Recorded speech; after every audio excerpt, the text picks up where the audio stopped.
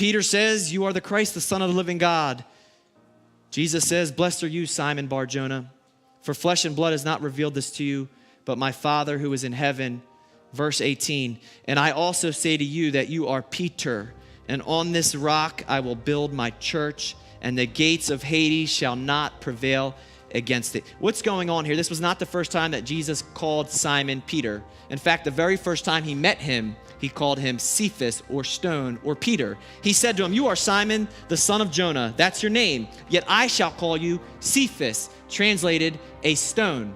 Now here in this text, he says the same thing. He says, and I'm going to call you Peter, and on this rock, I'm going to build my church. Many err greatly with this verse. They translate it wrong. They say that Jesus was saying that you are the rock that I'm going to build my church on. Why? Because the word Peter does mean rock, yet it's a different translation than the other form of rock in the same verse. So as you're looking at it on the screen, this is what Jesus meant in the proper translation of the verse. And he said, I shall call you rock, stone, Petro, with an O, P-E-T-R-O. You are Petro, and on this rock, this giant bedrock, Petra, P-E-T-R-A, this giant rock of your confession that you made, I'm going to build my church. You are a little stone, and on that massive stone of your confession that I am the Christ, the Son of the living God, I will build my church on that. God cannot build his church on a man.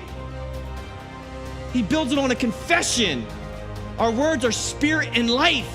When we declare you are the Christ, the Son of the living God, he says, I'll build my church. Any person in here that makes that proclamation from their heart, he says, I'm going to build that life up. And I'm going to call you stable. I'm going to call you stone because you become like me and I'm the rock. You see, that's what he was saying to Peter. I see you because I created you. And the more you spend time with me, the more you become like me. You see, once we say who he is, we then have an ear to hear him say who we are.